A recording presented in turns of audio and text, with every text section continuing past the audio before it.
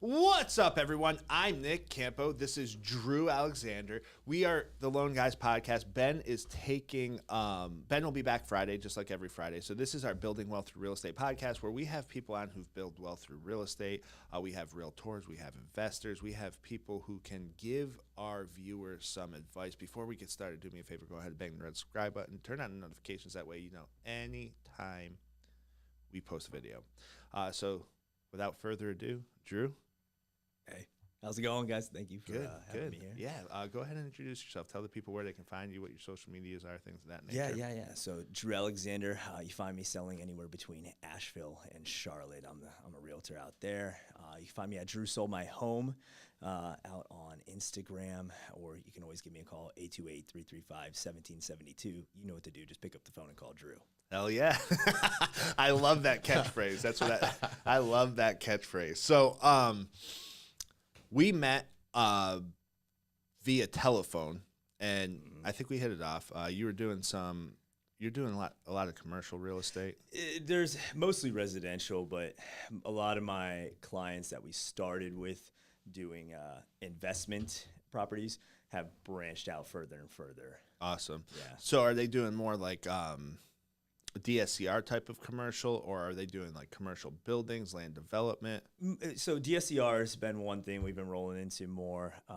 And then, of course, I have a lot of clients that are rolling into the spec route too, but now it's been a lot of flipping. Right. Just market demand in the Asheville area is affordability. Oh, yeah. And there's a lack of it. If you know Asheville market, it's expensive. Average home sales are $500,000 plus. Right. And it's a service-based industry there. So trying to find something that you can actually afford, it can get pretty tough. So we're just trying to supply the demand there with the investors I work with. Lots of like second homes, vacation homes. Yeah, second homes, and then a lot of people moving from other areas in the country. So New York, Washington, California, Colorado, where there's a little bit more money. Right. And then coming here and they have more cash to put down on homes. And we're even seeing it in the rural areas like Tryon. Tryon down the foothills. Yeah. There were, I think it was 11 homes in the last 6 months sold above $1 million, and 8 of them were purchased with cash. Oh, wow. So it's crazy for little Tryon. That's crazy. Yep. And that's the kind of money that's been rolling in there, and it's pushing a lot of these people out. What do you think about that? Well, it's great from a business perspective. Obviously, for real estate, there's a lot of movement there. However, it's really difficult for your first-time home buyers, or again, those people in that service-based industry. Right. So, but that's where we come into play with my investors I work with, where we're trying to build that affordability, trying to house that demand with specs or flips, whatever it may be. So to get to that affordability, are you looking at trying to get more stuff on the market, or are you working with like first-time home buyer programs? Like, talk a little bit about that, because one of the things, listen, I love making money in real estate. Absolutely, I love the fact that housing pricing, goes up.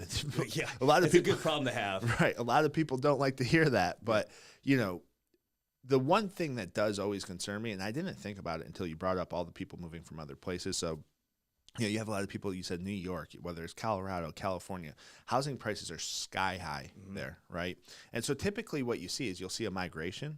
And when they move, if they sell a property, they can almost purchase properties here with cash, even if it's $1 million, because $1 million home here, they're getting a mansion a lot of times compared to what they had. Like, I know $1 million homes in Long Island. I'm from New York, originally upstate.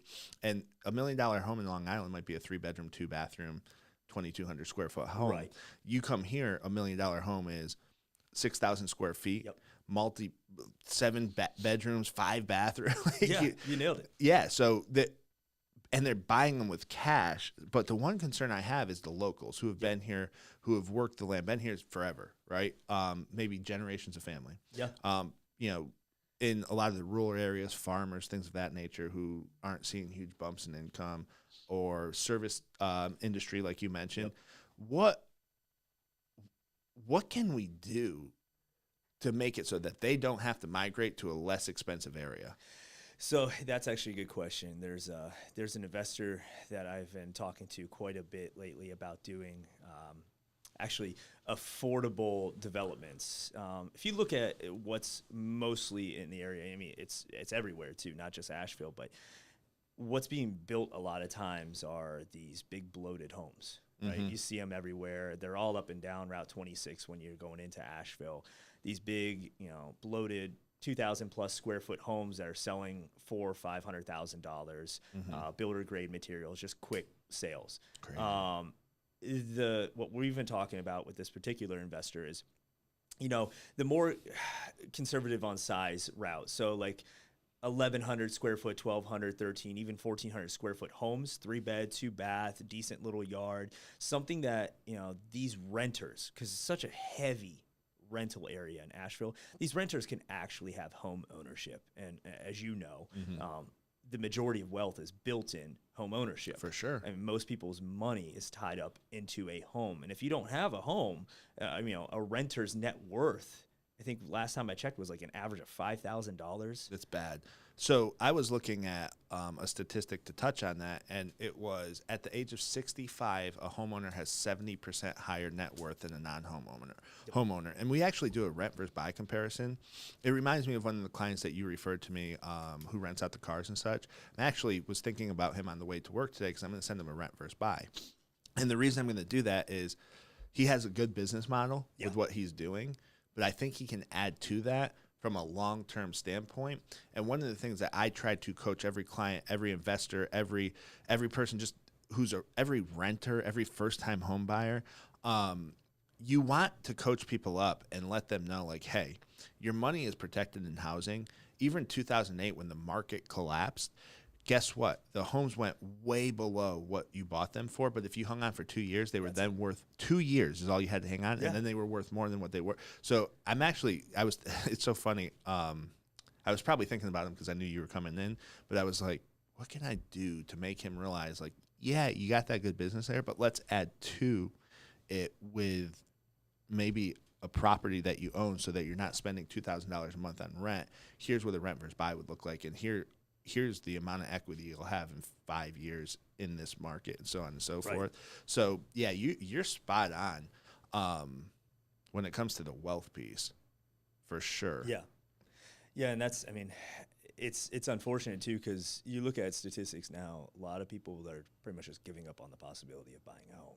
They're just flat out saying, I'll rent. You look at how many people are like, I'm gonna rent for life, and they're okay with that. And a lot of times I don't think, especially the ones I've had conversations with, they're not taking into account that those rents are fluid with the market. They are not set.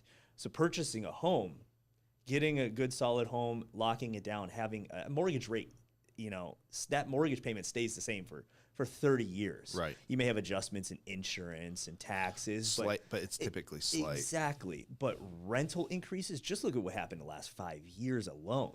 Right after 2020, too. I mean, just to rent a 2-bedroom home, I've seen 2-bedroom apartments renting for $1,900 or more a month. That's crazy. 2-bedroom apartment. I mean, having a family in a 2-bedroom apartment is just insane to pay that much.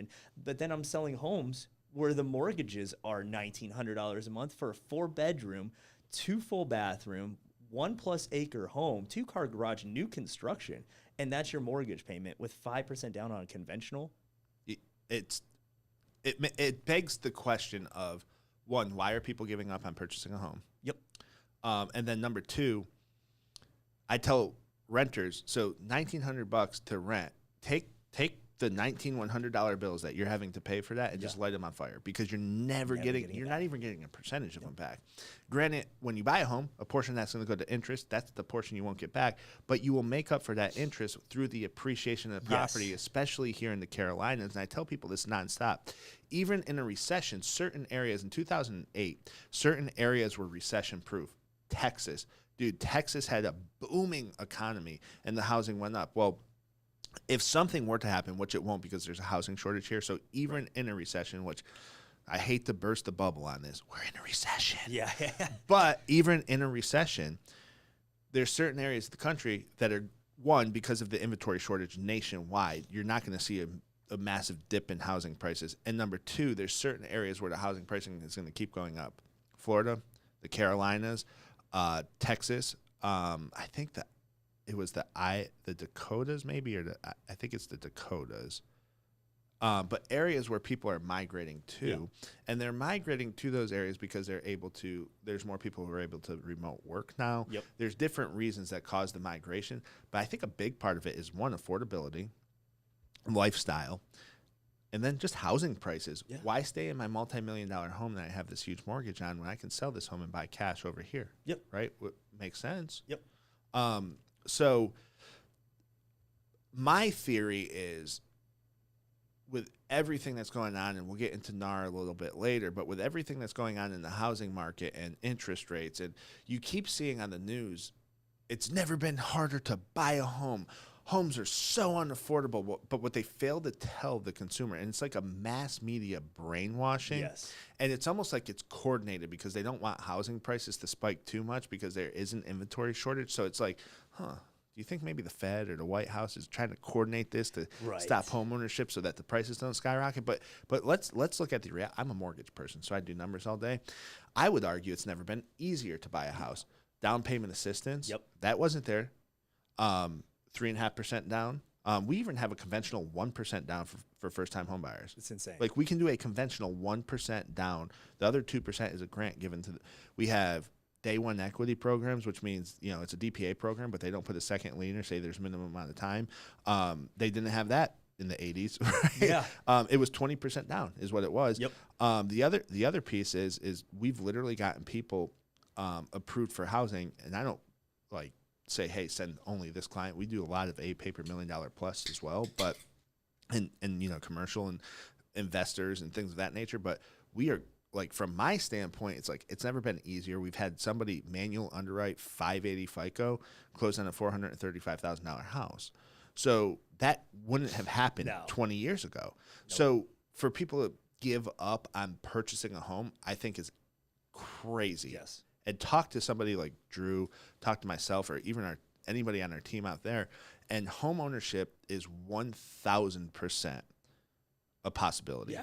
1,000% a possibility, and it's easier today than it ever has been, no matter what the media is telling us. Yes. If the media is telling you listen, I'm not a big conspiracy theorist, but what they failed to say is it's harder now than it was because of interest rates. If you're doing a 20% conventional program, because of interest rates, debt, cost of house, but you don't have to do that. Well, no, and also if you're comparing to where it was just before COVID. Right.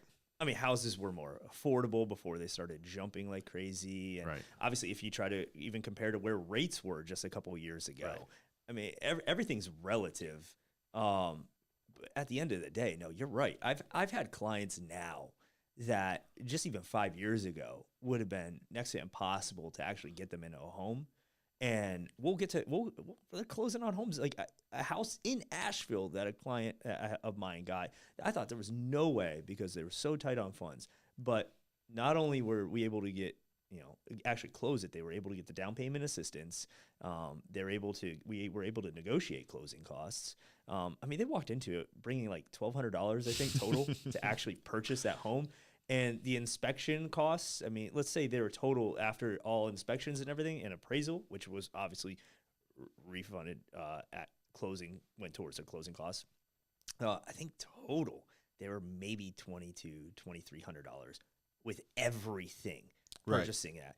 And, it's crazy to think I mean, it really is easier than ever if you have the right team actually walking you through it. And I think you nailed it right on the head too, because when we were talking, why do you think people believe that now? Why do you think people believe that I can't afford a home? 100%. It comes from the media. Correct. I mean, look at even just like the NAR stuff that's happening right now, what the media says compared to what it actually is. Everyone's like, oh, gone are the days of real estate commissions. Yeah, what are you talking about? That's not what that was about. And, and it's the same thing. It's like even not to get political, but even Joe Biden had said now commissions will be negotiable. They've always been negotiable. Correct. That has always been, and then also the DOJ and the White House's stance on this is now homes will become more affordable because of commissions. Again, commissions were always negotiable. And let's just say that that buy side commission is not offered anymore by the seller and the listing agent. It's going to come off the price, sure, but we're talking about 3%, 2.5%, 3.5%, whatever it is. I don't think it's more affordable for the buyer. It's not more affordable for the buyer. So I'm even having this. I know we're getting into this. No, later. let's do it. So the conversation I had with a seller already. Well, I heard I don't have to pay a buyer's agent commission coming up. Should I wait? And it's one of those things. This is going to be based off what the market is saying. If it's a hot market, think of it this way: seller concessions. If we ask for seller concessions, a buyer wants to ask for seller concessions during a hot market where there's multiple offers, we're going to advise them not to do that because it's going to be a less attractive offer saying, hey, I want 10 grand in closing costs covered. So it's going to be similar during a hot market, saying, hey, I want the agent commission cover, or, well, at that point it'd be concessions, or they won't offer agent commission for a buyer, sure. But that also means when that seller sells their home and they go to buy a home, they're going to be paying that commission to purchase a home. So it's no matter what, let's say if they had a 5% commission was an average, or a 6% or a 6.5%, whatever it may be. If they're only paying 2.5% to sell their home, they're going to pay about 2.5% to buy their next home. So it would have been 5% regardless. No matter what, that commission is going to be the same, Right. coming out of their pocket one way or another. Right. So NAR, I feel, kind of left the real estate agent, out to dry a little bit. And can you jump in? So you and I had a conversation about NAR and the whole settlement and just the way it's going to shake out. And I have my ideas, but educate everybody a little bit about what happened with NAR, because I don't know if the everyday consumer understands. They see the Biden administration coming out and Joe Biden himself, which I don't really think he knows what he's saying, but he's reading the teleprompter. Right. And again, not to get political, because I'm about building wealth through real estate, but when you have the White House coming out on national news stations saying housing prices are now going to be more affordable, that doesn't make sense to me from the buyer side. What it means, and like you said, commissions have always been negotiable. There's a few ways I see this shaking out, but I think that's more of the misinformation that is going into the market. And the other piece to it is, it seems like we want to over-regulate industries because we think we can control people from an ethical standpoint. Mm-hmm. And I don't think we can. I think that the good rises and the bad gets flushed out in any market. But I believe what they're doing now is actually hurting the buyer. Yeah. That's my personal opinion on this, that this hurts the buyer. It definitely hurts the real estate agent, especially the part-time agent, which is okay in my opinion. Let's push them on the industry. Weed it out, right? Right. So jump in, give an overview on NAR, what happened, what was said, and what your thoughts are on the whole outcome. And it's not over yet. Yesterday, and I haven't had the chance to look into this. I know you probably haven't either, but Department of Justice now says that a new case can be open, and X, Y, and Z. Like, first off, I think NAR is going to implode. I don't think it's going to be around soon. Yeah. So let's just dive into it, because this is a topic. There's a lot to unpack with this topic for sure, and honestly, this could be like it could almost be a series. Right. To get through it all. Now, the big thing is with the Sitzer Burnett lawsuit that was happening, where these homeowners were saying, well, it was unfair for us to pay a commission. We didn't realize we were paying the commission for a buyer's agent. A lot of things is it's our duty to make sure we're disclosing how commission structure was happening. At the end of all this, there were lawsuits, class action lawsuit, and it was against real estate firms, against MLSs, against NAR itself, and we saw real estate companies starting to settle. Keller Williams, who I work for, settled, obviously. And so we're waiting for what NAR was going to do. All the realtors were just kind of watching them. And explain what NAR is. NAR is the National Association of Realtors. So you can be a real estate agent and not a realtor. realtor is an organization, a trade group that we're a part of, that we pay quite a bit of money to be a part of, and it gains us access to the MLS, the multiple listing service. We have to be a realtor to have access to the MLS, and most brokerages require you to be a realtor. And that's something that I feel is also going to change in the future now. I think that's going to blow up. So, well, yeah. So NAR, who we spend thousands of dollars every single year, we were watching this thinking, okay, real estate companies that were named in the lawsuit are settling.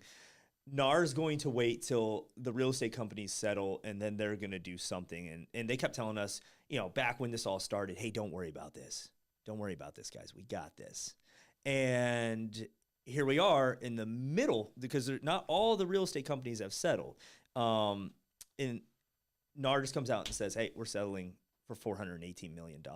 And from what I understand, too, they weren't even the first ones to tell the public. They knew they were settling. But the New York Times, if I remember correctly, was the one that broke the story. And then NAR just scrambled to put it out there. Hey, we are settling, but here's what this means. So the public's first sight of this and the realtor's first sight of this, the people of the organization, was from the news.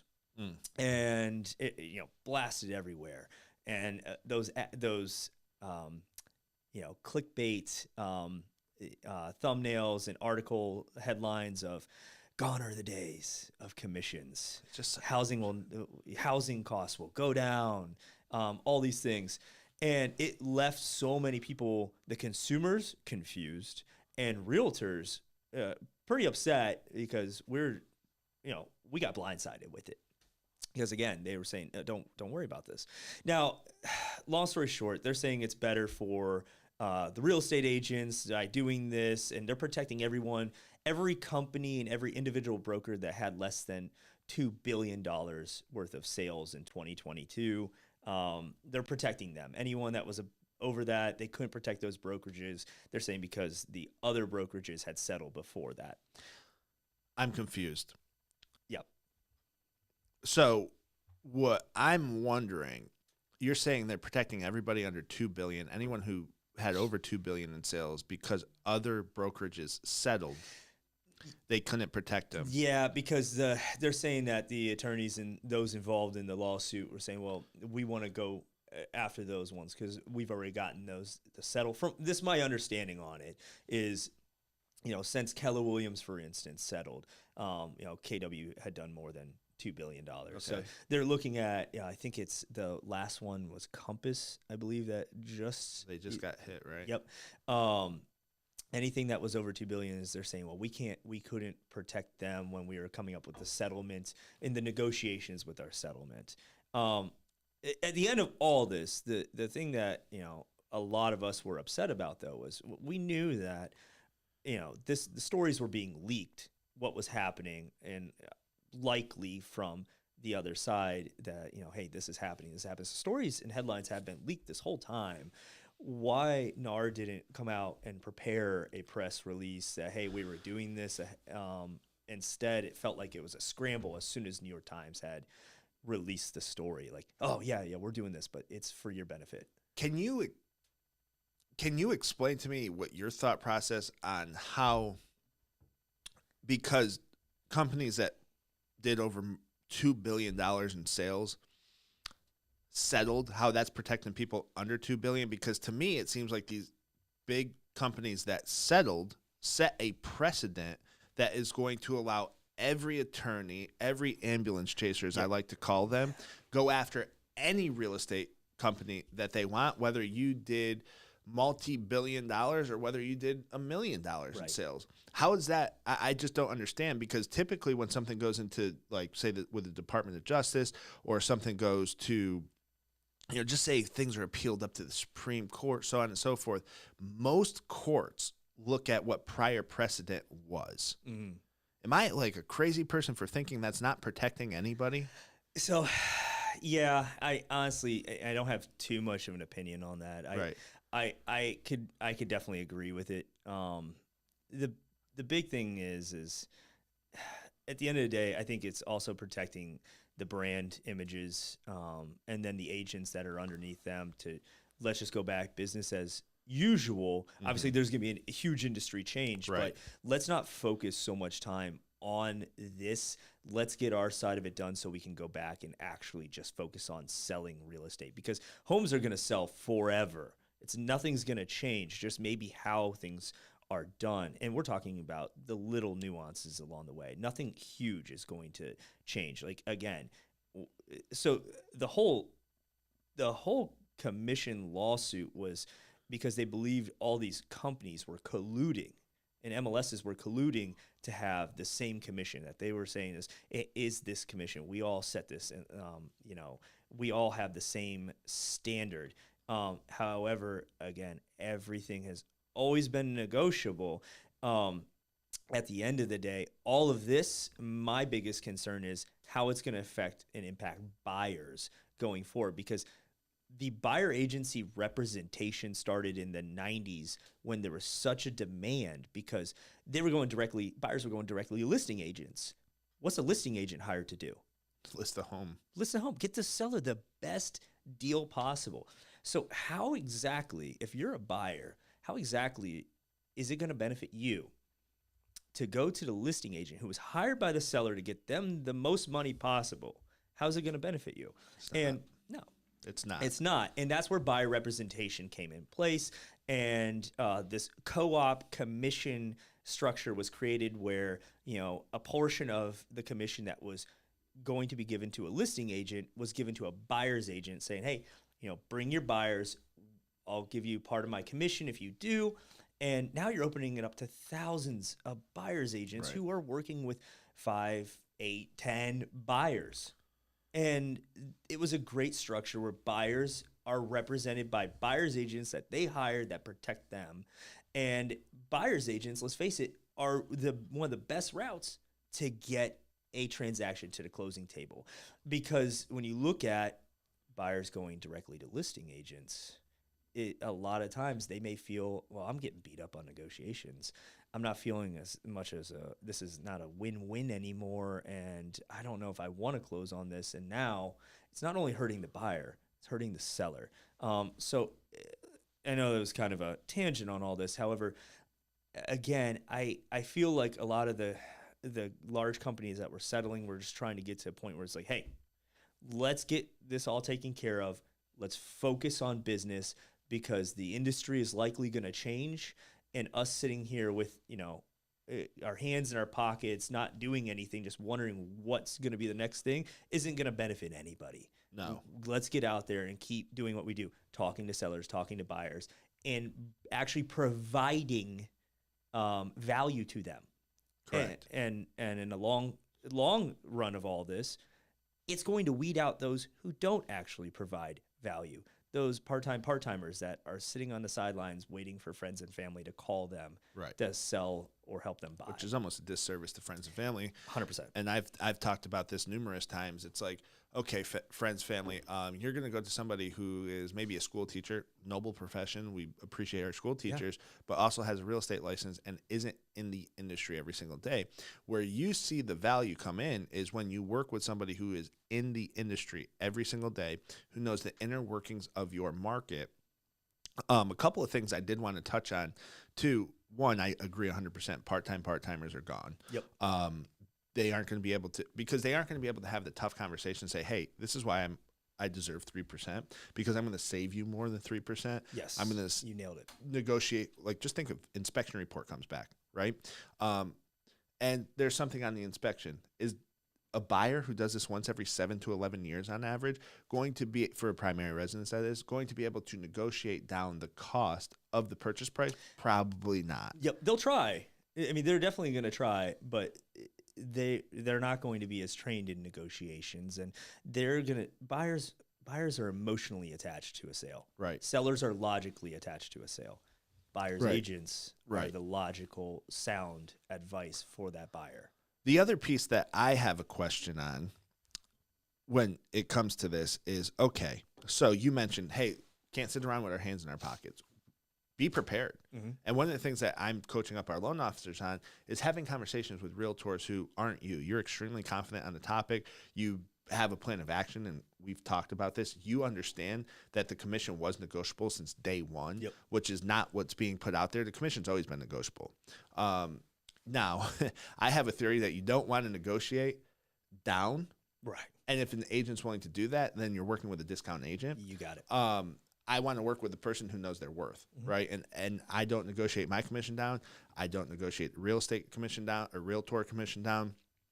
A couple of things that I see happening from this. One, from a lender perspective, we need to be better partners, right? And we need to coach up our real estate agents. We need to coach up, hey, here's how we can do this. We need to kind of have a plan of action moving forward on how to communicate with the buyer. If people start going to lenders first, which I don't think it'll happen a lot, but I think it could increase people going to the lender first to get the approval and then going to find the house, because the way this is being pushed, to me, it almost says the buyer's agent didn't matter. And I think the buyer's agent does matter. I think the buyer's agent matters just as much as the listing agent, right? You mentioned it. You get the deal across the table, especially from the negotiation standpoint, communication standpoint with the other side. And that's important because lenders, we aren't supposed to communicate or negotiate anything with a listing agent. And if a listing agent calls me, I'll give bare minimum details. Yep, they're approved. They've been underwritten. That's it, though, because we could lose our license. Yeah. Right? So, my plan of action would be if I'm a realtor, first and foremost, know your value, know what you provide, and be able to explain that to your buyer. Yes. Right? Also explain to them that the seller can still cover the 3%. So what I see happening here is I see on MLS, you have the listing and it says the buyer agrees or the seller agrees to cover the 3% buy side, right? And if they don't agree to it, maybe less homes are being looked at because you as a good buyer's agent, you educate your buyer on whether or not the seller side's willing to cover it, right? So that's one portion that I can see. Hey, if they don't cover this, you're responsible for the rest. And if they only cover 1%, you're responsible for 2%, and understand that. And here's the value you're getting for that 3% and why this is important and what I can do to help you. So I think if you're a listing agent, you also need to educate your seller that, hey, we want to pay that 3% because we want to open it up to more agents to bring their buyers here, because the good buyers agents are going to explain this to them. And if they still want to see the house, like, hey, they're only covering the 1%. If they still want to see the house, we're going to bring them to the house. But they may say, hey, I don't want to cover that 2%. Let's work with a seller that's willing to cover the full 6%. Or they'll come off the cost with that. And with that, real quick, too. When you say they'll come off the cost, explain that. Well, so a buyer will then say, okay, well, yeah, we'll take that percent or so. But then they're going to say, well, we're going to negotiate a better purchase price. Right. So they'll come down off the price. So somewhere it's going to be adjusted. And to be very clear right now, though, part of the NAR settlement is that nothing can be said about cooperative commissions on the MLS. So you can't even put that the buyer's, buyer commission is willing to be, or the seller's willing to cover any portion. They can say seller will contribute concessions, and it's up to the buyer how that's obviously So used. This is what I meant by that. So you're 100% correct on it. You can't put it on MLS, can't mention commission. You're telling me that a good buyer's agent isn't going to call a seller's agent? 100% that you should, well, a good buyer's agent would, and that's again where we're weeding things out, because it's funny is our job is answering phone calls and communicating. So many of those agents that are going to be weeded out are terrified of picking up a phone. Right, 100%.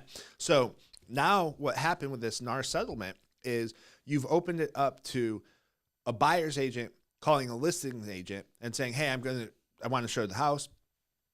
Is the seller willing to cover the 3%? Right. And if the answer is no, now you're going back to the buyer, and you have to explain that, because that is something, and correct me if I'm wrong, but that's, I don't know if the settlement had this portion, but you are allowed to ask the seller's agent that question, right? Yes. And as of right now, where we are with this is it can also be displayed on non-MLS platforms. So let's say the property has its own website, an own landing page, Right. or there is the company's internal system, like Keller Williams has the KWLS, the Keller Williams listing service. So it can be in there. It can be there, or Zillow or Realtor.com, but that's for right now. Because my theory is the minute we start doing that, Yeah. then the DOJ will come back in and these attorneys say, well, you're doing the same thing again. And I also think what's going to happen too is NAR might even step in and say, if you're a part of the National Association of Realtors in an MLS, you pay those dues. You can't put the commission in any other platform, whatever it may be. That's my theory, at least. I don't think it's going to last forever. So when I'm talking, like when I'm working with other agents, Right. like on my team, when we were role playing things, my thing is, don't expect cooperative commissions to be around long. I think that there'll be multiple rounds of this because this is a trial and error period now. And it's already going. It's more already going. I'm lawsuits. getting people asking questions, sellers asking, buyers asking, what is this? And to that point, when mid-July comes, when these changes are going to take effect, what's going to happen is we'll have our first round of trial.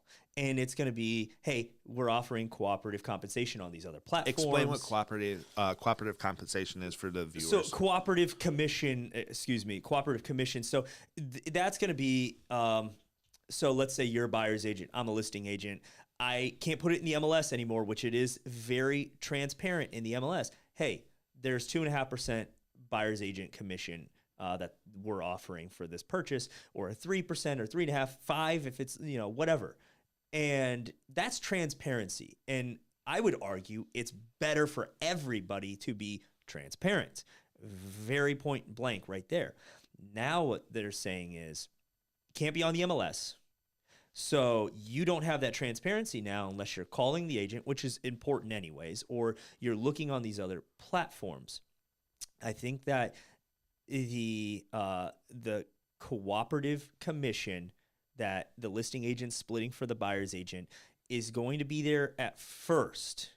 And then as we see, if it's all going to be market, it's all going to relate to the market. If the market is, hot, it's going to get to a point where, well, we already have buyers coming directly to listing agents. It's going to happen more and more because buyers may feel, well, if I am trying to get a commission from my buyer's agent, but my buyer's agent, we can't get it, then I think buyers are they would rather lock down that sale and get a home than worry about representation. That's spot on. So, yeah, and we'll see is the structure of cooperative commissions dwindle away more and more and more, and there will be agents that can articulate their value through their value proposition. Here's what I do. Here's my track record. Here's how much I save buyers on average, showing their portfolio and what they can actually bring to the table and why they're worth whatever commission they're charging a buyer. And, Mr. and Mrs. Buyer, we're going to look at homes. We may be able to negotiate concessions that could help cover a portion of my commission. However, we need to be clear that they are responsible for covering the difference or all of it at closing. But here's why you want to use me to help you buy a home. The agents that can't articulate that are going to go away. And, during a hot market, it's going to be more and more difficult to do that at all. During a slow market, you better believe sellers are going to start offering that, because as soon as one seller does it, another seller is going to have to do it to be competitive. If there's an active listing saying, hey, we'll offer $10,000, let's say, in seller concessions, and you have a comparable home and you're not offering that, and you're not going to get looked at. This is so the NAR settlement doesn't help buyers the way I'm seeing it. No. The other piece to it is it's opening up. It took away transparency, because if it's not there, and then not you personally, but buyer's agents calling listing agent, how do we know what that conversation is? Right? Like, so if you mentioned transparency, let's list it out. Yeah. Yes, this is negotiable. Let's list it out. Let's say this is what it is. There's the transparency. If it's not there and a buyer's agent's calling a listing agent, here's the other piece and that I see as well is now from a lender standpoint, we're going to have to come July. It's going to a buyer's commission is now going to be deemed a normal cost, right? Yes. So at that point, based on the way guidelines and such and compliance read, we should be able to add that in as a closing cost, which will increase the loan amount. But now you start running, you could increase the loan amount to cover it, but now you start running into the issue, well, if you're working with, how's this helping the first-time home buyer or the FHA or even like VA? Because if you're working it in and you are under contract for, say, $350,000, but you're doing a down payment assistance program, well, now you have to go. You're going to have to raise the price to cover the price of the home to cover the cost of the buyer's agent. So this doesn't help the buyer at all. And then on top of that, that's if they aren't agreeing, if the seller side is not agreeing. On top of that, now you have to hope and pray that the appraisal comes back by the commission difference, right? So you've put a buyer into a situation now where they need to, one, understand all of that. So now the realtor needs to really be able to explain themselves, explain their proposition value, explain, hey, here are our options. Here's what we can do. First and foremost, this is my cost. It's 3% of whatever the purchase price is.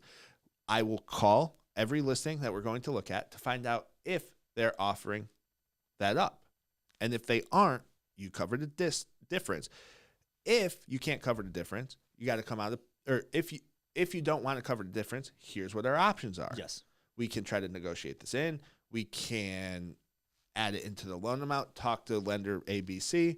They can explain that to you, make sure buyer's agents, make sure you have a good lender that can explain that and how that works.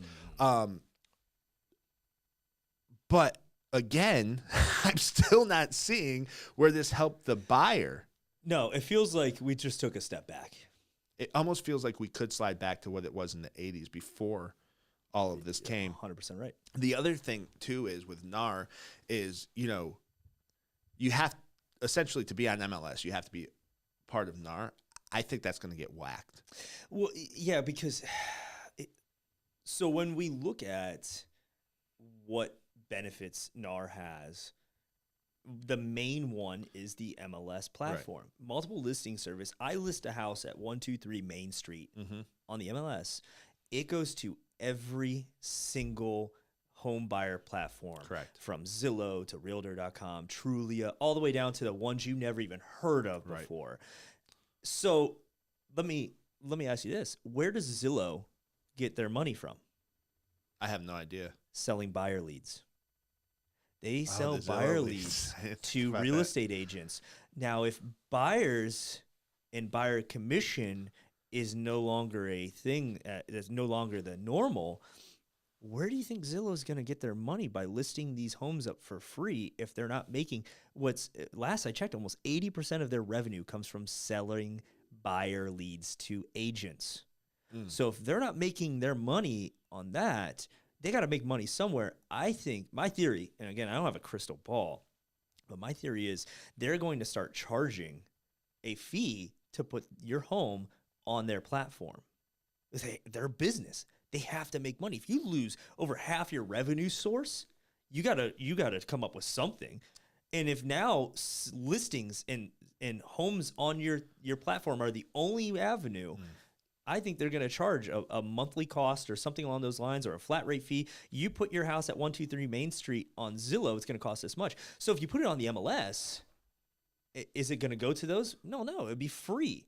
I think there's going to be some market changes there on how the industry is going to work when it comes to marketing listings.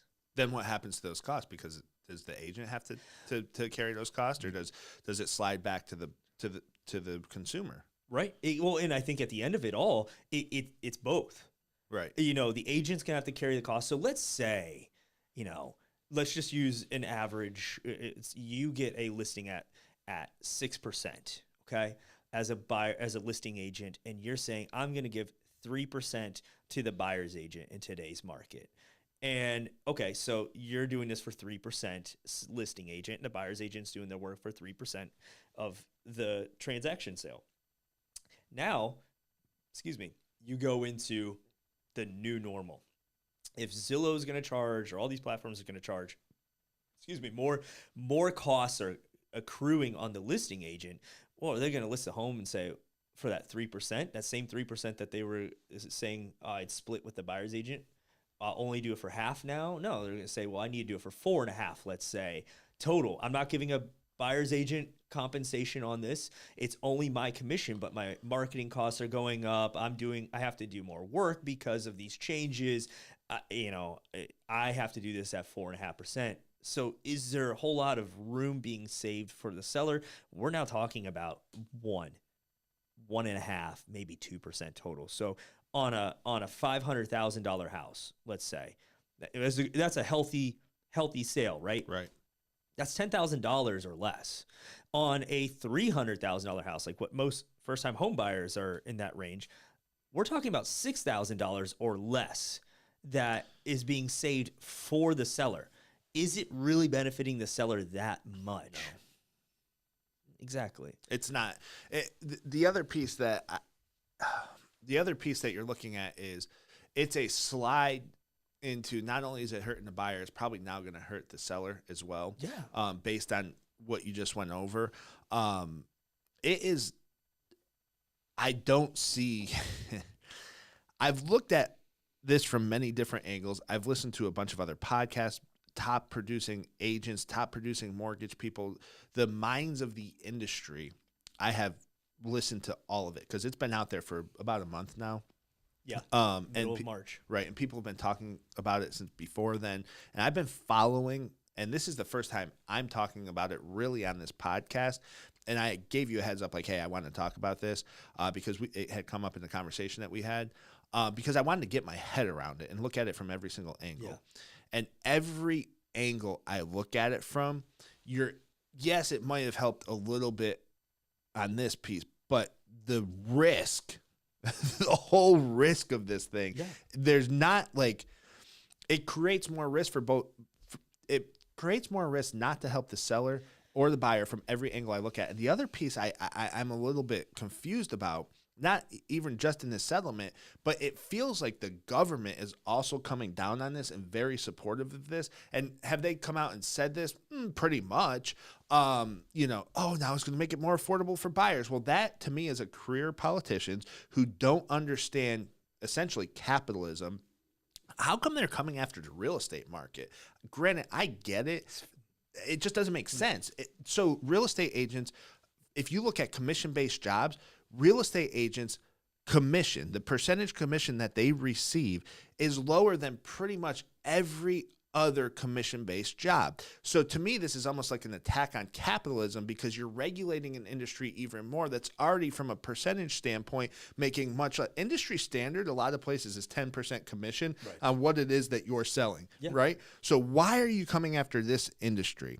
Why are you coming after, and again, this could go to people want to talk about conspiracy theories. I have no proof that this is actually what's happening, but this is what it feels like. But I also think it's self-inflicted because why settle? I get it. You got $2 billion and it costs you less to write a check. But at what point do these big companies and NAR stand up and say, hey, we're not settling. We're going to drive and push forward for the rights of the realtor. Right. Because the realtor and if you're protecting the realtor, you're protecting the consumer who's buying and selling as well. So at what point is it less about the money and more about the right thing to do? Keller Williams, you work there.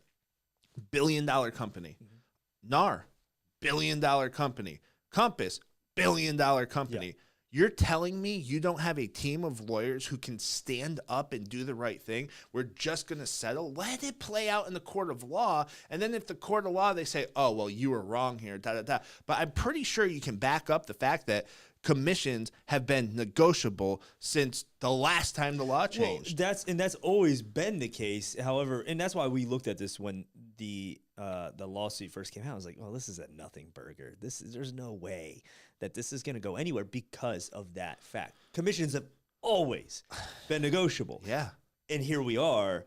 And as for what one of NAR's things that they said in their statement was one of the reasons they settled was because, going forward, if things, progress, they could be looking at Chapter 11, and it Oh wouldn't my be good God. for their people. I can argue where they allocate their funds is probably not the best line of business. However, my biggest thing is I keep up with the industry. I keep up with what's happening. My focus at the end of the day is helping buyers build wealth and helping sellers get the best deal possible for that asset that they have lived in. They're what's likely the largest investment they'll ever own. Ever. And but you're right. I mean, all of this has been. Is it better for anybody? No. I don't see it as benefiting anyone except for the agents that are going to adapt and constantly hammer out their skills. Us as as realtors or real estate agents that stick with this and can adapt, I see us making the most money we've ever You're ever going to been able gobble to. up market Well, share. yeah, I mean, there's gonna be buyers coming directly to you that own homes that need those homes listed, and you're the first person that they're gonna have contact with. Because here's the thing: you look at this is how many sellers just hire the first agent they talk to. A lot of sellers will talk to a couple agents, right? How many buyers hire the first agent they talk to? Almost every one of them. Right. If you're the first point of contact, they're going with you. Now, buyers agents have to prove their value. Well, sellers, listing agents, we already do that. When you have an open house, open houses are going to become popular, very popular again. I guarantee you. Mhm. Those people coming in there that own homes, that are looking for a new home, that talk to you, they're going to end up working with you to sell their home. So agents that stick through it can adapt to the changes. There's unlimited potential in what you can do. And to answer that, what you said with don't really play into conspiracy theories. However, I also believe real estate is one of the last free enterprises. You can make dude. however much money you want by how much work you put into it, right? And now it seems as though it's like, whoa, we need to pump the brakes. There needs to be regulations on what you can make. Right. And with that being said, I agree. I mean, that's exactly how it feels, as if the government's saying, whoa, you guys They're making too much money over there. And when you look at the grand scheme of things, though, total real estate agents that are making that tremendous amount of money, there's only a handful. That's a handful. It's a handful. So the majority, like a huge portion of the real estate industry is part-timers. I'm a big capitalist. I'm just finished Ayn Rand's Atlas Shrugged for the second time. And, Okay. And it's the second most influential book in the United States behind the Bible, right? And to me, this feels like a shot at capitalism. But I don't think it's like a coordinated effort at capitalism. Right. I think it is, to me, it's lawyers saw an opportunity to make a bunch of money, and then billion-dollar companies decided to settle because can't declare Chapter 11. And now it's going to create room for more regulation, which is another shot at capitalism. And it just goes back to that video of what's his name, Schwab there, the global economics guy. Charles Schwab. Not Charles. Not Charles Schwab. Charles Schwab's the yeah, not Schwab, but the big, yeah. you know who I'm talking about? Yes. You will own nothing World and be Economic happy. Forum. Yes. Yep. And they literally And said that e-bugs. on video, and I never thought, like, this is the first time this thought crossed my mind, but when we're talking about how it's a shot at free enterprise, it's a shot Yes. at free enterprise. Like, there's no other way to say it, because at the end of the day, and here for the buyers, the sellers, anybody who's involved in the real estate transaction, essentially what has happened is there's been this big settlement, and there's all this stuff coming out, and they're saying, yes, we can no longer list, we can't be transparent about what the buyer and seller are willing to pay. This is negotiable, blah, blah, blah, blah, blah. But what they're saying is, you as a buyer or you as a seller weren't smart enough to dig into your transaction to make sure that you were making the best decision for yourself. So let the government step in, and we're going to do it for you and protect you. Right. And whenever that happens, it's not good. Yeah, there hasn't been a history of that or anything. So it's not good. And it just, to me, if I'm a buyer, seller, consumer, even if I was putting myself out in the job market, which I'm not doing because, we own this business and stuff. But when I was in the job market and looking to change careers, I always wanted to be the one who would negotiate down my salary so I would get more commission. Or Right. if I'm going to, we're going to get into the investment through real estate here in a Yes, second, yes. but I own properties, and Mike owns some with me, and Ben owns some with me. And, I always like knowing exactly what the cost of my transaction is. So Yeah. I don't want somebody dictating that to me, because if you're worth 5%, I want to pay you 5%. Yeah. We work with contractors at times. I worked with a contractor down on the property I own in Texas, and I told them, so the way I draw up the contract is, so I draw up the contract, I have them list out line item by line item by line item, all the way down to the screws, nuts, bolts, nails, whatever. Transparency. So they list that out, and then I ask them, I say, give me a date that you can finish this project by. Mhm. And so they give me the date, and I said, okay, so you are sure about that date? And they say yes. So I say to them, okay, perfect. So if you can finish by that date, I'll give you a 5% bonus on this. Nice. Oh, hell yeah, they got an incentive. I said, oh, so you like it? Okay, great. But if you don't, then I deduct 5% from it. Ooh, So the yeah, ones who that's smart. know that they're going to finish by the date never had an issue with them, and they've always finished by the date. The ones who don't want to go forward with it, I don't hire them. No. And so what I'm getting at is, I want the opportunity to pay you more if you're worth Yes. more. And if you're hitting my deadlines, or you're getting me into a home, or you're negotiating the price down, or you're negotiating seller credits, or whatever it is, bad inspection comes back, appraisal comes in low, a million things could Yep. happen and will happen. and will. I want to know that I have a dog on my side. Yes. Right? Yes. Like, Yep. at the end of the day, that's what I want. Yep. And that's what we try to be. That's what we are here at NBI. Like, when it comes to mortgage, no one does it better. But the same concept of with me, with the contractor, and can you get this done? If you get it done by this date, this is what I'm going to do for you, so on and so forth. And I try to explain that to people. I try to teach to them, do this. And if they're not willing to commit to that, even 4 or 5% one way or the other, Mhm. then they're not your guy. No. Go find your guy or your gal, whoever, right? So it feels like that was taken out. Yes. That's no longer a possibility.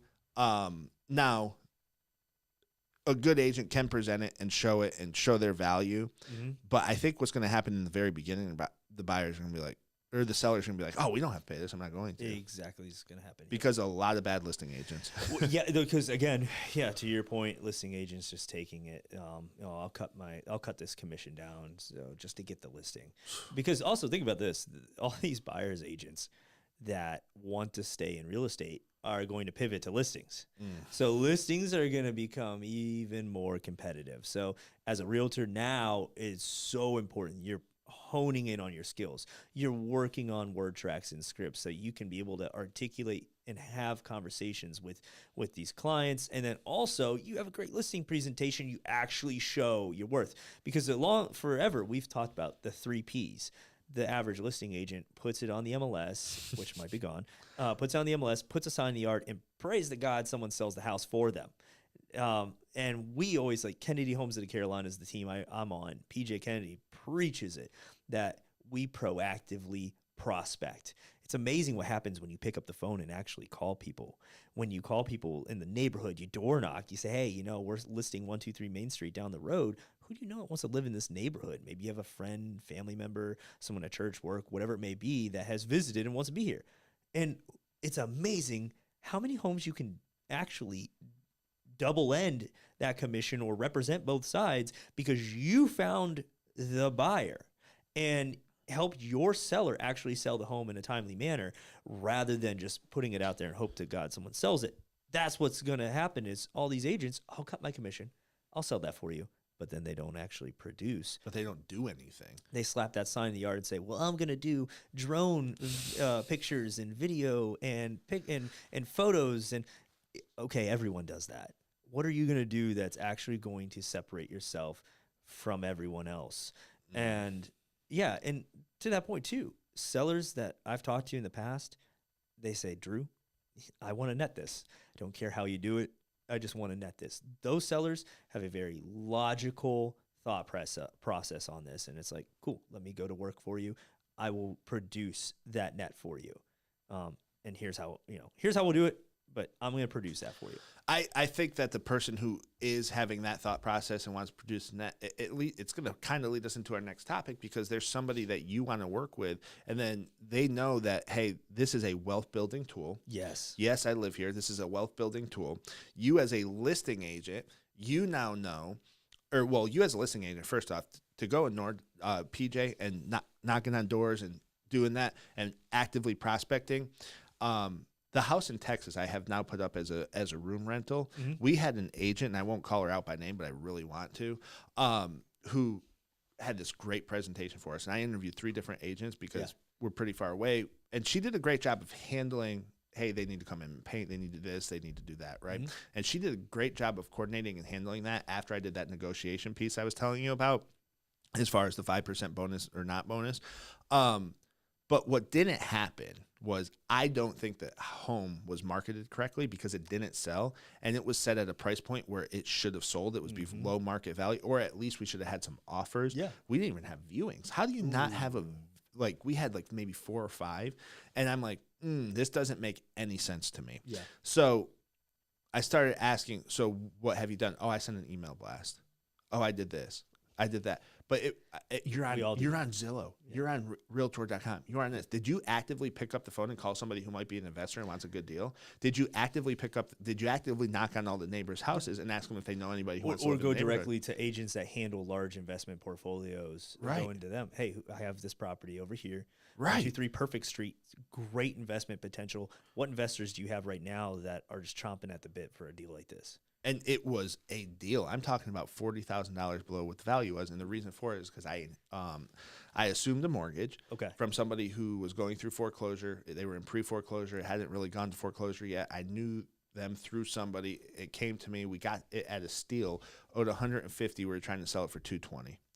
Pretty good profit. Yeah. It was probably worth, once fixed up, which it is now, probably closer to $250 to $270, somewhere in that range, just depending on how what time of year. That's a great price point. Right. So I'm like, okay, this is in Texas. Let me just take this cash and run. Yeah. And then somebody else can get it as their investment property, because I want to do more stuff in the Carolinas, drive to whatever. Yeah.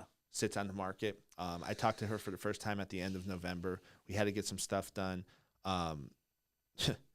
This was my favorite. So she goes and first week of January, she puts the house on the market. Mm-hmm. Well, there's an ice storm the first week of January. Why would you have it go live when there's a storm coming? Like, the storm didn't just like appear out of nowhere. And so when I said something to her, I actually saved the text messages, because I was thinking about like putting it on social media and like blacking out the name or whatever and seeing what people thought. Yep. So why would you put, as a listing agent, why would you put a listing of yours live the same weekend that there's an ice storm? Well, yeah, because you have obviously the general market timing, spring, fall, winter, summer, right. But you also have things that happen weekly. Right. You can see, like, and for that point, if there's who's going to come see it? Nobody. Because you have the first 2 weeks is the most important for any listing. The first 2 weeks is imperative. Well, she blew it. You need 10. You need, like we always say, if you have 10 showings and an offer, we priced it right, or we marketed it right, whatever. If we have 10 showings, no offer, that means we marketed it right. It's just not priced correctly. If we don't have the showings, it's either price or condition or marketing. Condition and price, I think, go hand in hand. Right. So it's price or marketing. And it sounds like I don't know that market, but to be in that kind of a price point, that's a first-time investor price point if I've ever heard one. Right. I mean, that's an easy buy. The market is a little bit slower than it is here. So instead of, here we're typically everything's off the market within 21 days. Yeah, fast. Yeah, it's fast.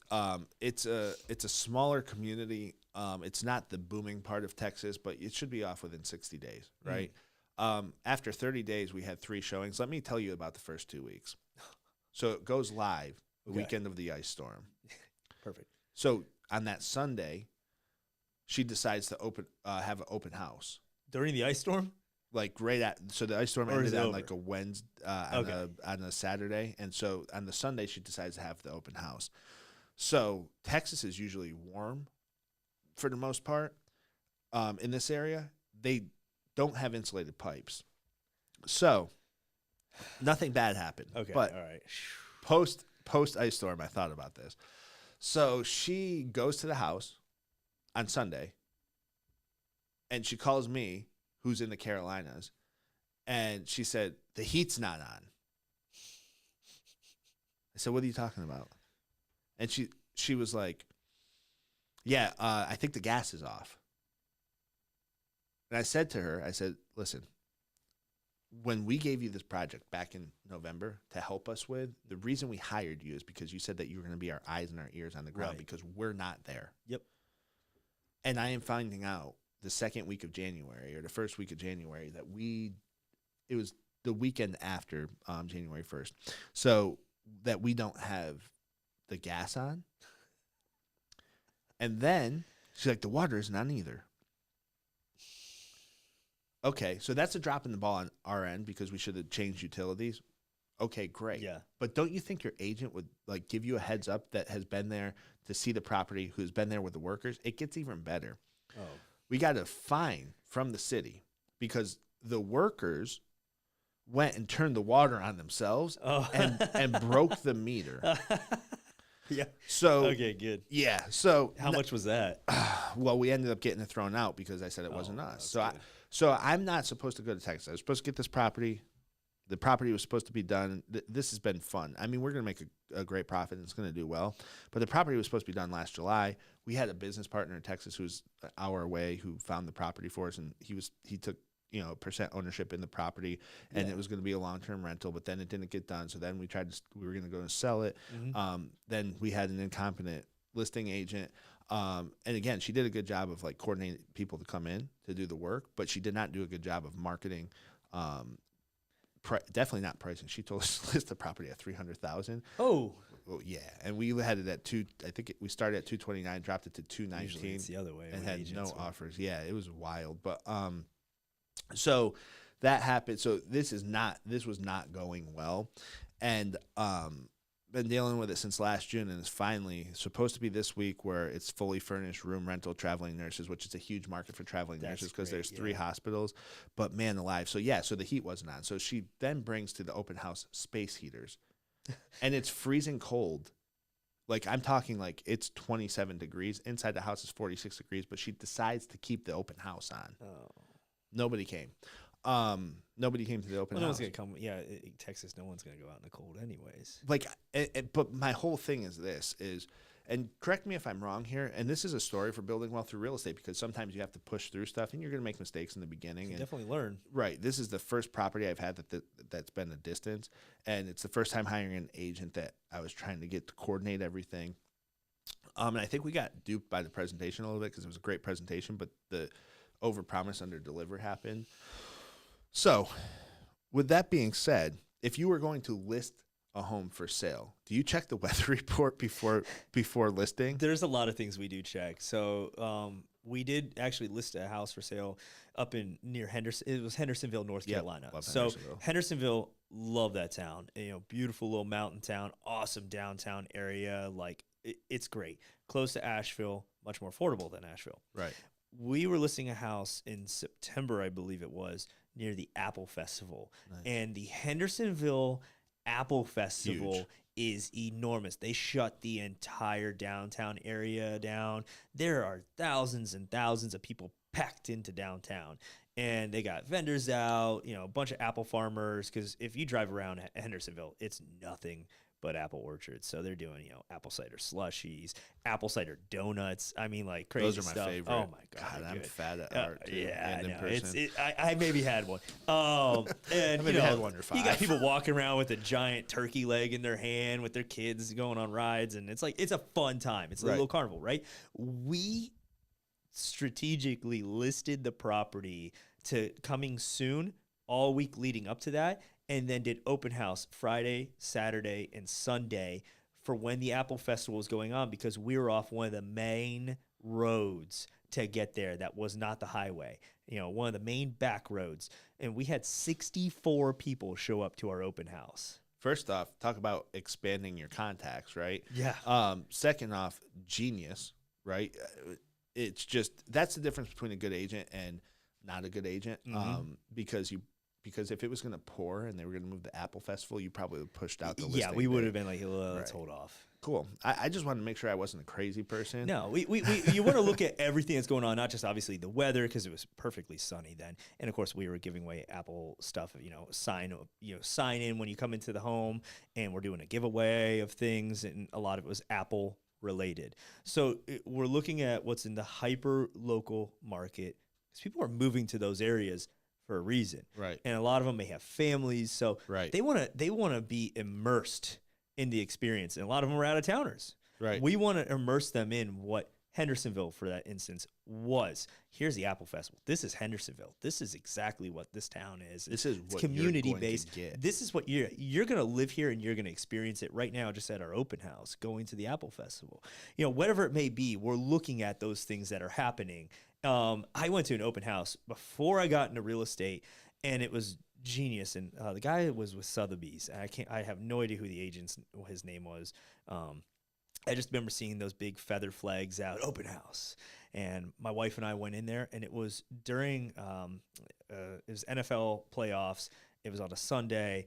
And I got there, and the guy had barbecue going on outside. You go inside, the big screen TV was on with the game. There was cooler of beer. They had wings and stuff, football food in there. And there was just a group of people watching the game at this open house that came for the open house and stayed. And I'm like, this is genius. Absolutely genius. This is what you could be living by my house. Exactly. Even some of the neighbors were over, and they're watching the game because he invited the neighbors and said, hey, we're doing a football game. We're going to do, food, everything. Come over. And those neighbors are talking to these prospective buyers. Oh, yeah, the neighborhood's great. You're going to love this. Your kids can ride up and down on bikes. Oh, we watch the games all the time, too. We got a projector screen downstairs. They're having conversations with these people, and those prospective buyers are like, wow, they're already feeling a part of the neighborhood. What better way to sell it than to enlist the neighborhood to help you do it? And they also probably want to be there because they want to see the prospective buyers. They want to choose their neighbor. Yeah, they don't want Ted Bundy sitting next door to them. Yeah, exactly. You got it. I mean, that's exactly right. So, yeah. Oh, man, that's awesome. Yeah, so our real estate agent did not do that for us. She decided to have the open house in the middle of a nice storm. I would have had ice shout out skates to you out if you're watching this. You know who I'm talking about. Love you. Not really. There's a little ice skating rink out front. Some yeah. Ice skates. Oh, yeah. Ice skating. Here's some hot cocoa. Frozen party. Yes. So that's awesome. So you mentioned you work with a lot of investors. Yes. What are they? So to me, every home's an investment, right? Whether it's your primary, an investment property. And one of the things I have always preached, let's try to buy a primary residence first. If that's not an option for whatever reason, there's ways to get you into investment property first. Yes. But either way, you need to have some type of real estate holdings. I look at myself as not a financial advisor, but as a mortgage advisor, or somebody who is licensed to be able to show people how to make their mortgage work for them and how to show them how to build wealth through real estate, right? And I believe in diversification of real estate holdings, of assets in general, in wealth building. And I can't give, this is not a financial show. This is just our opinions. But like from a financial advice standpoint, I wouldn't tell somebody, hey, like, listen to my stock market stuff. But I would say when it comes to real estate, I talk to a lot of people like yourself, other realtors, other investors. We've had them on the show. I myself and my business partners are in real estate investment, own homes. And so what we try to do is we try to build a comprehensive real estate plan, buy a primary, then buy investment properties.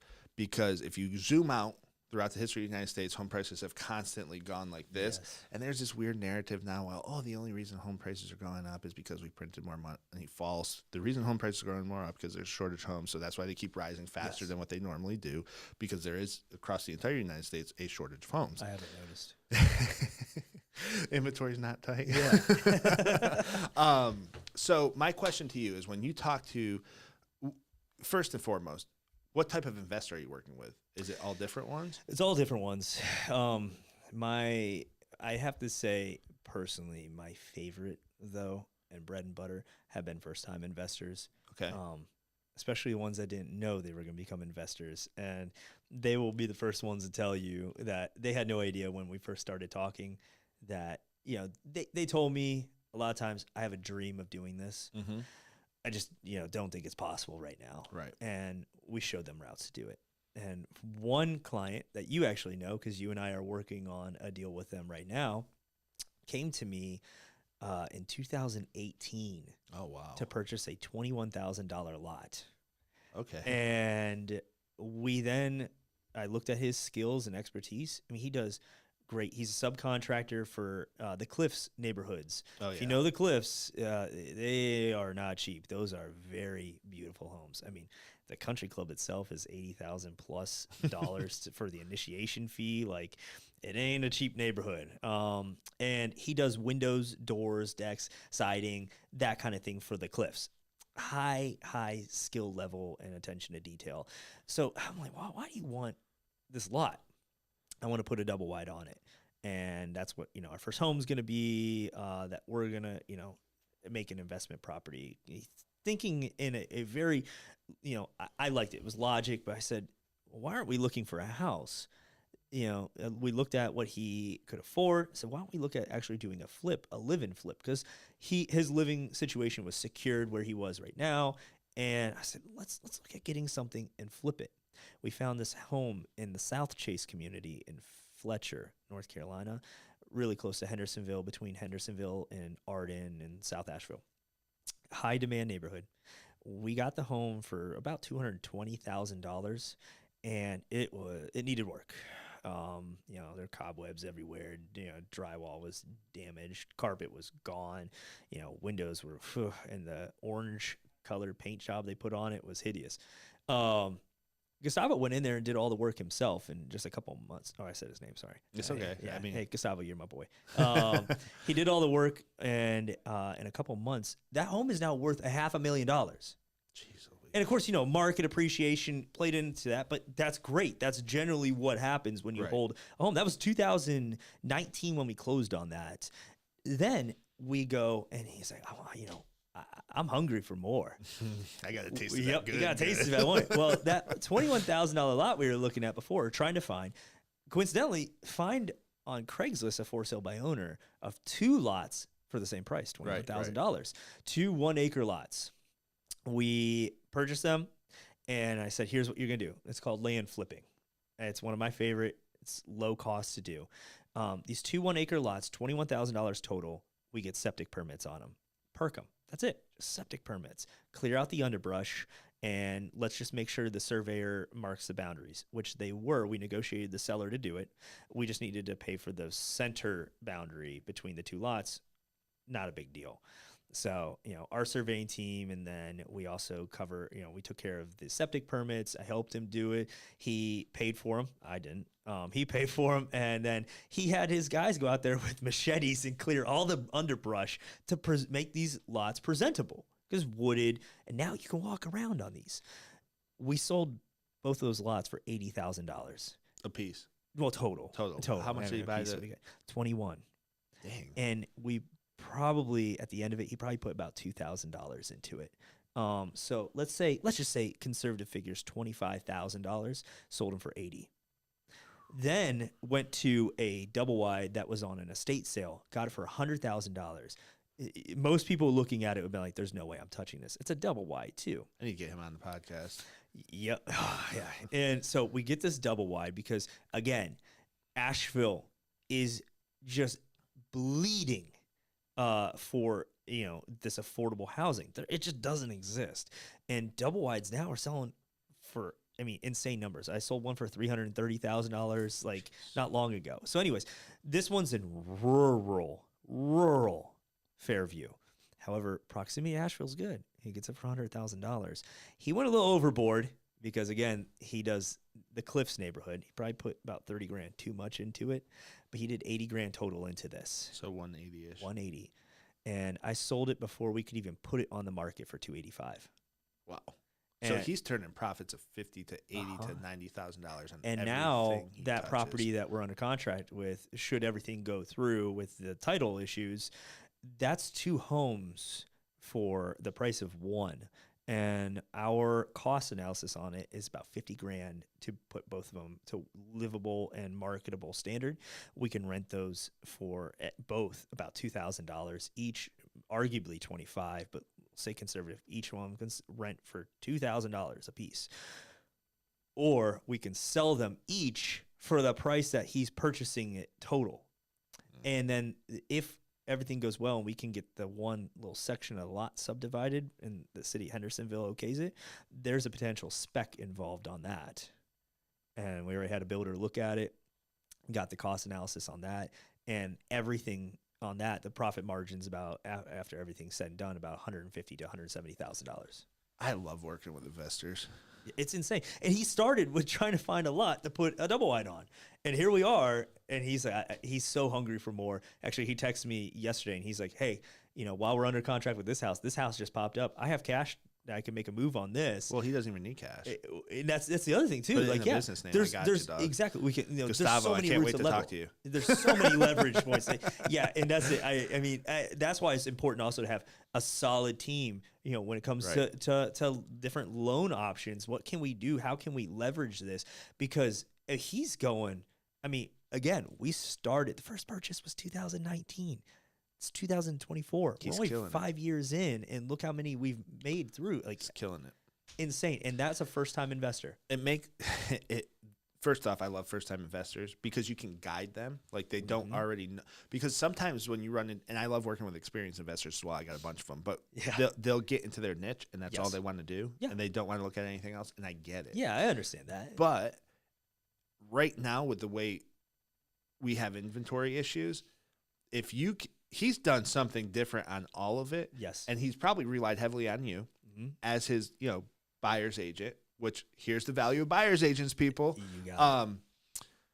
As his buyer's agent to walk him through, the land flip, everything that you've walked him Yes. through. And I was wondering, typically clients don't stay this calm when there's title issues. I understand why he's so calm now with the title issues. So again, showing your value. That's an awesome story. I love working with a first-time investor. I like working with first-time home buyers. And I also like the $1 million plus people. Oh, yeah. It's something a little different. I think that's the cool thing about being a realtor as well, is every single person has something different. So like when someone calls me up and says, hey, what can you do for this person? Well, it depends. Well, here's their profile. Well, I haven't talked to them yet, so I don't know what their goals, hopes, and dreams are, right? So once I talk to them, then we can put scenarios together, and then we can get them into a different structure, or a different this, or we can advise them on investing, or we can help them with their fix and flip, or we can do their bridge money, or we can do their short-term renovation, or we can do their fix and hold, whatever it is we can do. But every single person has a different type of goal. They all want to make money, Yeah. but they have a different goal when it A comes to different real estate. avenue to get there. Absolutely. That's a great story. Any other cool stories you have about investing in real estate? I mean, I have a few of them, but I mean, everything comes down to like my favorite and the one I want to lean into more than ever now is becoming the spec route. Again, we talk about the Astro market. Charlotte's very similar. Yep. Affordability. Raleigh as well. Yeah, Raleigh. I mean, anywhere. I mean, Charleston. yep, you name it. It's Wilmington. nationwide. Yeah, maybe with the in the exception of some of the rural Ohio areas that I'm from. But at the end of the day, it's everywhere. And talking to my builder and I are meeting again here next week, sitting down and discussing this modest 1,400 square foot floor plan. And another investor, again, that has, he's a long-term running investor.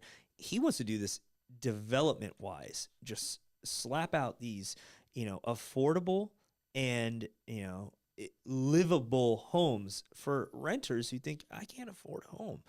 11, 12, 1,300 square foot, 1,400 square foot.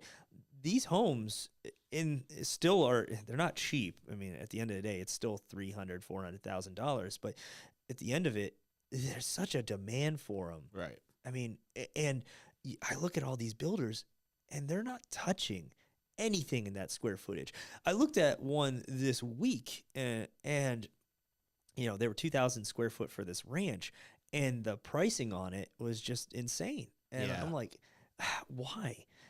First-time home buyers can't afford this, and even in their 1,700 square foot plan, first-time home buyers can't afford it. So why not create something for one of the highest demand markets right now, and that's affordable housing. And everyone talks about Do you it. think affordable housing it has a bad rep because of the connotation that goes with it? Yes. And I mean truly affordable housing that is actually livable, good homes, everything. You can actually have the American dream where, that white picket fence, Right. Kids playing in the yard, beautiful home that you can make your own. It's there.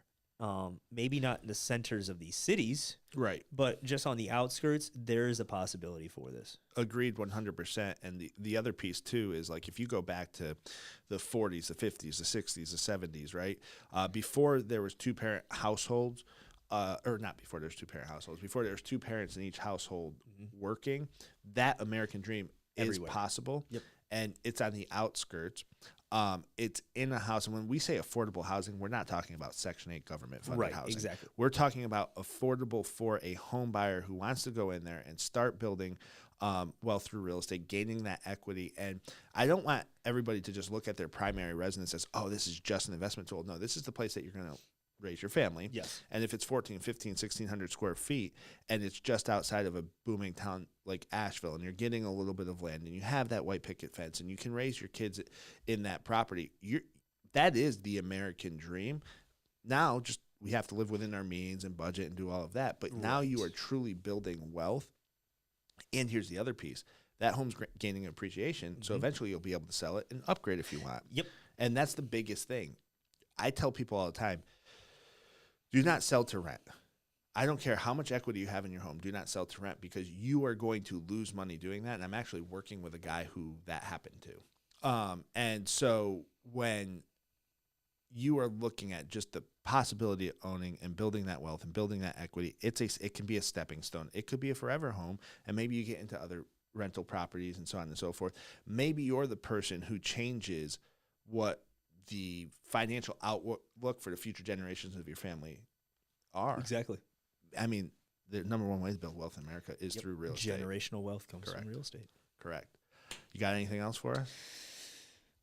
That's why it takes a solid team Correct. with mortgage, with real estate. You Mhm. need, I know the buyer's agent commission thing is going to be a thing for a long time, Mhm. but at the end of the day, having a good buyer's agent is going to be absolutely necessary. Having a good mortgage team is going to be absolutely necessary because we're not just looking at, you want this home to live in it for now.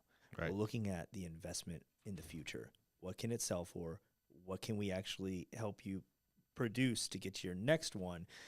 And also making sure that, again, buyers can be emotional purchasers. Mm-hmm. Make sure you're not just buying above your means Right. because you're dreaming of that. So we're sound mind, logic, and we're going to help you build that portfolio. That's what takes a solid team. Hell yeah. Drew, listen, I appreciate you having you coming you. on the show. Absolutely. For everybody who hasn't done it yet, go ahead and bang the red subscribe button, turn on notifications, follow us at NBI Financial Group LLC across all of our social media platforms. You can find me, Nick Campo, at MTG Man Nick, Mortgage Man Nick, on all of my social media. Drew is sold. Drew.sold.my.home. There you go. Yeah, Got Drew it. sold my home. And Do it one more time with the little jingle that you just did. Oh, yeah. 828-335-1772. You know what to do. You just pick up the phone and call Drew. Hell yeah, call Drew. He knows how to. He's one of those agents that provide the value. He's going to be able to walk you through the new landscape post NAR. He's going to show you what his value proposition is. And you heard a story about one of our mutual clients here on the show. He's the guy. Go to him. Drew, again, thank you so much for coming. Yeah, we thank you. appreciate you. We're the Loan Guys. We're out. Peace. Thank you. That was fun, man. Good show.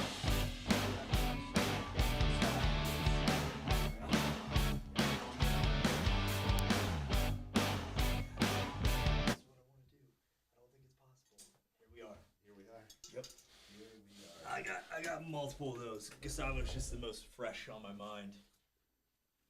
Yeah, Gustavo's. Yeah, I mean, my biggest thing is I've started working more with investors. One of the things I noticed about investors, and it's probably I've always invested in real estate since I've gotten into mortgage. Yep. But one of the things I've noticed about investors is they buy no matter what the economy is doing. Yes. And It's so just what they buy may change. right, what they buy may change. The other thing too is it's not you're not getting that home run $1 million a lot of times, right? But you're getting multiple transactions that And you're we've done. growing more and more. Correct, correct. So I enjoy it. Yeah, man, we appreciate you coming on. That's a lot of great information, especially on that NAR settlement. I appreciate you just kind of educating people on that. Because I don't think they know what's going on for real. Well, and that's even Hit a lot that of red agents button and don't give me know. that little memory card. It's crazy to think that even there's agents that don't know what's going on right now. Oh my God, dude. Like when you told me what you said, and then I was like, "There's no way." And I mean, I knew there was a few, but I started calling people. They had no clue. Yeah, no clue. No They're clue. like, "Yeah, it means there'll be more buyers agents." I'm like, No. My favorite is the ones who are like, well, we're not really focused on it right now because it's not happening until July. Well, you better come to that. You better come to that. I don't know, but it's on YouTube still live.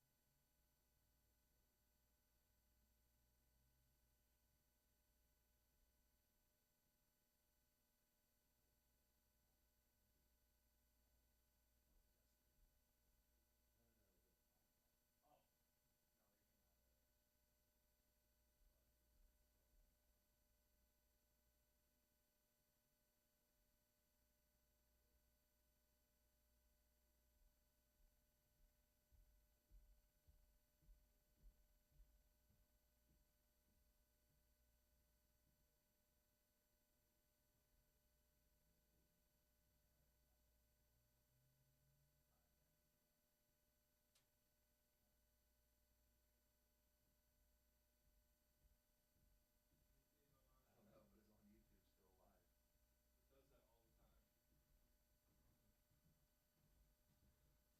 Wait, before you do it, let me get on in case somebody wants to see somebody pretty for once. Am I on the telly?